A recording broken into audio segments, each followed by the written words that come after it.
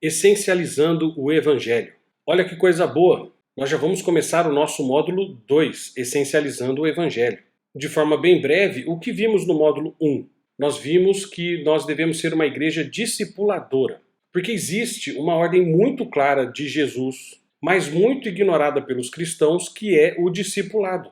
Porque não há como conhecer e aplicar a Bíblia sem o discipulado. Não há como interpretar a Bíblia buscando a sã doutrina sem o discipulado. Não há como alcançar a unidade da igreja sem o discipulado. Não há como amar ao próximo sem o discipulado.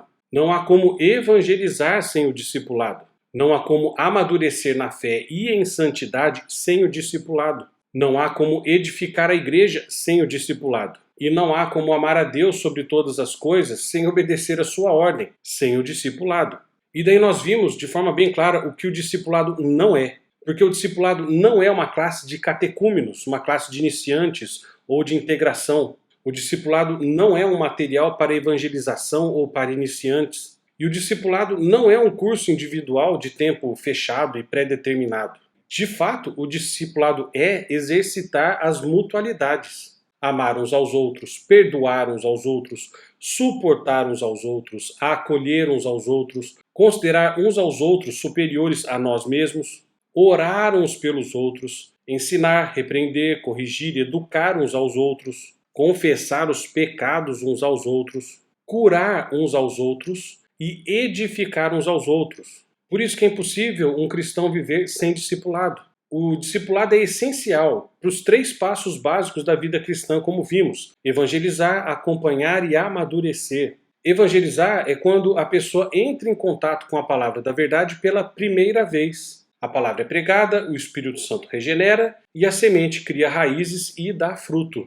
O segundo passo da vida cristã é acompanhar. Porque uma vez que a pessoa responde à mensagem do Evangelho, se arrepende dos seus pecados e coloca sua fé em Cristo, algum tipo de acompanhamento inicial é necessário para firmá-la na fé e ensinar-lhes os preceitos básicos da fé. E como igreja nós costumamos parar aqui, mas está errado, porque tem mais um passo, o terceiro, amadurecer. Esse é o processo vitalício de crescimento como discípulo de Cristo. Logo, o discipulado é essencial. Porém, ele é esquecido e deixado de lado porque exige muito envolvimento, exige relacionamento, exige intimidade e exige exposição, que ninguém quer ter. Isso foi o que vimos no primeiro módulo, alinhando a visão, para que agora a gente possa entrar no segundo, essencializando o Evangelho. E de que forma vamos continuar o nosso discipulado? Primeiro, nós vamos mudar algumas coisinhas no nosso método para facilitar a sua vida. Então, nós vamos continuar com as nossas tarefinhas diárias, mas elas serão mais simples e fáceis de se fazer. Você vai ter que gastar aí uns 4, 5 minutos por dia só. Então, nós iremos sempre considerar os dias úteis da semana de segunda a sexta-feira. Sábado e domingo poderão ser usados para descanso ou reposição do dia perdido. Então, dá uma olhadinha na tabela da sua apostila ou do PDF que foi enviado para você. Complicado? Fica tranquilo que eu vou te explicar. No primeiro dia, o dia 1.1, é só assistir ao vídeo e anotar na coluna vídeo que ele foi assistido. Fácil, fácil. No segundo dia, o dia 1.2, é só ler e anotar as páginas indicadas. Neste caso, as páginas 1 e 2. E anotar na coluna ler que completou a leitura. De novo, a nossa sugestão de anotação é que você pegue uma régua, uma caneta azul e uma caneta vermelha. E anote ou grife de vermelho toda a citação bíblica. E anote ou grife de azul tudo o que você achar importante no texto.